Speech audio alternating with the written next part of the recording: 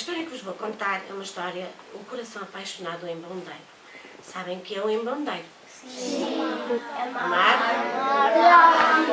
Muito bem.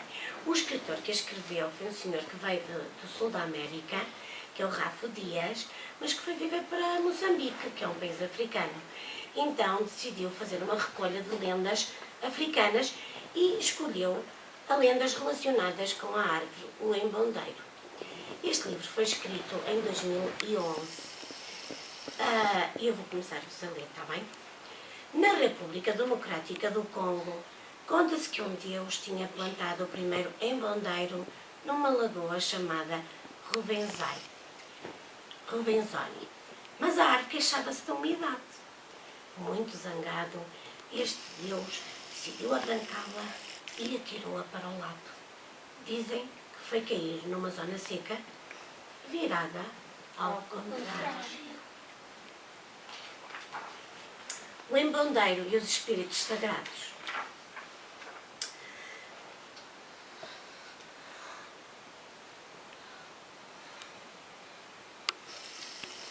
O embondeiro chegou ao mundo grande e forte, formoso e inteligente, e rapidamente começou a sentir-se importante.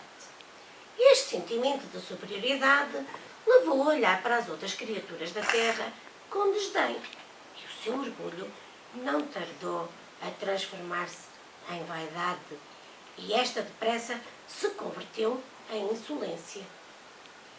Como era muito arrogante, o embondeiro começou a queixar-se da umidade dos bosques onde tinha nascido. Os espíritos sagrados mudaram-no para as montanhas da lua.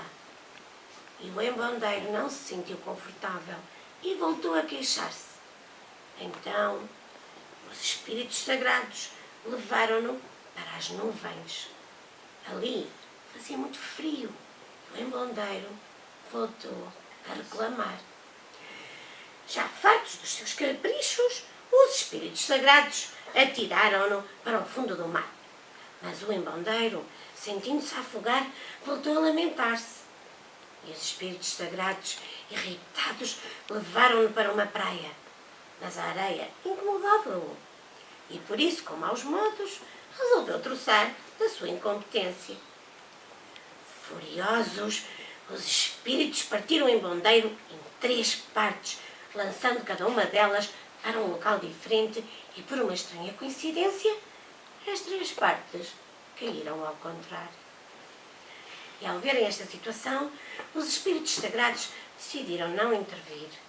E o embondeiro ali ficou com os ramos enfiados na terra e as raízes viradas para o céu, e como castigo pelos seus queixumes e atrevimento.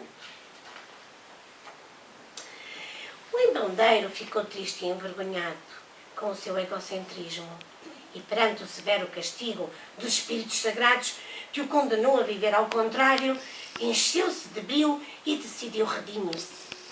Converteu então os seus ramos em raízes poderosas para se poder alimentar em qualquer lugar, e aproveitando os nutrientes que estas lhe poderiam oferecer. Bem alimentado, desenvolveu ramagens fortes, e destas brotaram folhas pequenas que o foram embelezando, dando cor à sua triste aparência. E para fazer sobressair o seu novo aspecto, decidiu enfeitar-se com umas flores grandes, brancas, com 5 pétalas que se abriram ao crepúsculo e murchariam lentamente ao longo do dia.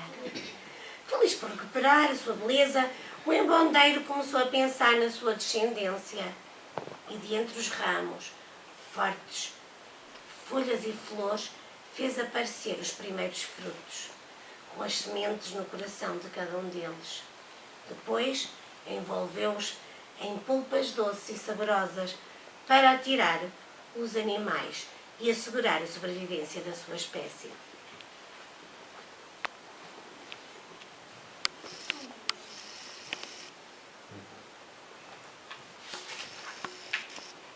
Os espíritos sagrados compadeceram-se do embondeiro e ajudaram-no a recuperar a beleza durante uma parte do ano. Contente por obter a aprovação dos espíritos, O embandeiro realizou um ato de verdadeiro altruísmo, compartilhando tudo o que possuía. Os animais foram atraídos pelas suas oferendas. Primeiro vieram os elefantes, que procuravam as folhas e as cascas para se alimentarem. Depois chegaram os babuínos, que fizeram uma grande festa com os frutos. E não tardaram a aparecer também os lemures, antílopes, aves e abelhas que se refugiaram nos buracos dos ramos e nos buracos dos troncos. Vieram também os morcegos, que gostavam mais daqueles frutos do que do sangue dos outros animais. E ainda estranhos gálagos, macacos muito pequenos e notívagos, que dedicavam as suas flores, ajudando a polinizá-las. Mais tarde surgiram os homens, que, vendo o proveito que os animais retiravam da árvore, decidiram fazer o mesmo. E com os frutos fizeram deliciosos e refrescantes sumos e bebidas. Com a casca fabricavam cestas e resistentes cordas. Das folhas obtiveram alimento. Da madeira esponjosa e macia extraíam água. E as sementes trouxeram-lhes remédios para os seus males. Por último, à sua fresca sombra, descansaram e deleitaram-se a escutar histórias, homens e animais.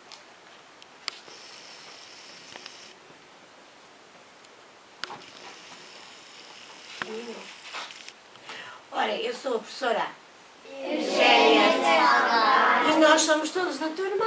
Terceiro A. Da escola? Gostaram da história? Sim. Evan? Vamos. Obrigada por estarem aqui.